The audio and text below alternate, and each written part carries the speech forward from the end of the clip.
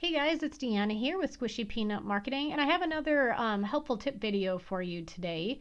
Today we're going to talk about how to create a content editorial calendar just by using Google Sheets. You could also use Microsoft Excel for this, but I really like using Google Sheets just because if you've got the need to share this with your team or other people, it makes it super easy to do that so you can all collaborate really easily. Okay, so this is something that I use for clients all of the time. I also use it internally. And the good news for you is I've made this so you can make a copy and download it within your individual Google accounts. So if you would like to take what I'm showing you here today, customize it for your own use, you are more than welcome to do that. And I definitely hope you do.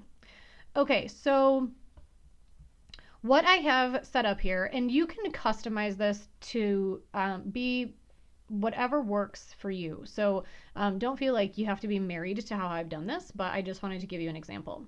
So oftentimes what I will do is I'll create a few little tabs down at the bottom so I can keep the different social media networks separate. Since people respond to content on different social media networks differently, I don't necessarily want to copy and paste the same information to each social media network. So even though some of the content may be similar in the kinds of content that I'm posting, I might want to put it out in a different way. For example, if I'm going to post a graphic on Instagram with a quote, that will probably go over well on Instagram. On LinkedIn, it'll probably go over better if I just put the content and don't even use the picture quote. So I would maybe do that a little bit differently. So what I have here is organized out so you can see the day, the date, and then I usually put in a column for general topic ideas. And I also usually have a tab down here that has some general topic ideas. So these would change just based on your business. A lot of the kinds of things like the featured employees, kind of the behind the scenes, day in the life type stuff tends to go over well for just about every business that I've seen. But it gives you just a general idea of different things you can do. And you can see from this, even if you were to post just one a day, that takes you past a whole month worth of posts just by, picking one of these and sharing one a day. Because I know a lot of businesses are strapped for time, and so it makes it a little simpler. Then the content verbiage would be the actual content that you would want to write for the post. So you've got your general topic, and then you're going to flesh that content out a little bit more. So maybe you have decided you want to do a featured employee. So your content verbiage would be something like, hey, have you met Sally? She's our favorite, I don't know, customer service representative. And so you could put that in, something like, she's been with us for 5 years and she's just fantastic. Be sure to say hi when you stop by. Something like that you could write into there. Then for the assets needed, this is the part where, let's say you were posting about Sally and you've got your verbiage in here. So you've got your general topic, your content verbiage. So maybe what you would need for that would be a picture of Sally. So you'd want to make sure that you could put that in there. Assign who that point person is to take that picture. So if you've got a photographer on staff, obviously it would be them. Maybe you are the person who needs to take the photo, so you could do that. And then you can add additional people. You could also add columns in here like date it's due or different things like that. Because I often recommend to clients to schedule content out, at least start prepping it a good couple weeks in advance, so you're not cramming for it right at the last moment. Then you can do the similar kind of thing on Instagram. On Instagram, I've also added in a column for hashtags, which you can do that on Facebook too, but probably is easier just to add it in the content verbiage there. For Instagram, because hashtags are super important, you really do want to make sure that you put them all out and you can just list them all out. Sometimes what I'll do, especially because Instagram is more for mobile, and you can get Google Drive on your mobile phone, so you can actually edit this from your phone.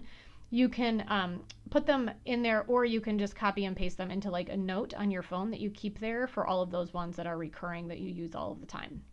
Then same concept here, assets needed and point person and those additional people. Then if you're one of those people who do some blogging, one thing you can do is you can put out some blog ideas and content. So I like to do it, just put my general idea. So, something for me would be maybe Facebook, maybe Twitter, maybe Instagram, maybe email marketing, something like that. And then my more specific idea would be, let's say for Facebook, I want to talk about claiming your page URL. I want to talk about the kinds of content that go over best. I want to talk about how to attract more followers.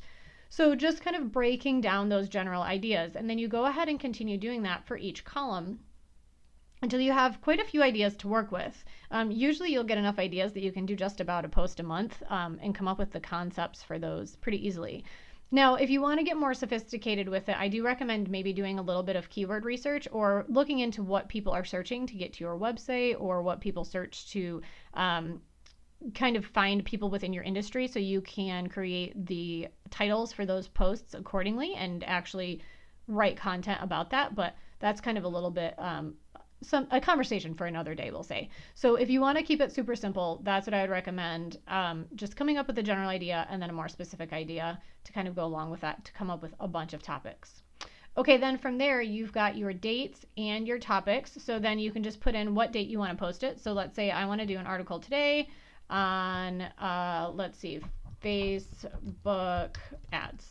I don't know, something like that. So I could just write down my topic there. And then from there, I can just continue picking and choosing which articles I want to do and put the dates for that. So you have that scheduled in so you know exactly when those are going to happen. The other thing you can do is keep a general hashtag column. So if you do use often the same different hashtags or the same hashtags, you can go ahead and just fill them out here so you know which ones you want to copy and paste into either Facebook, Instagram. You know, if you're using Twitter, you can always add more sheets here. So if you want to set this up and add more sheets, you can go ahead, click Add Sheet, and then you can add it, and then you can always copy it over and then just go up in here and copy and paste the entire thing before you get started. So if you wanted to add one for LinkedIn or something like that, you could do it. All right, so this is my template content editorial calendar. I encourage you to use it if you think it would be helpful, or create one that's similar for your business to make it work for you. And hopefully you're able to get some use out of this. Thanks a lot for joining today, and we'll touch base with you again next week.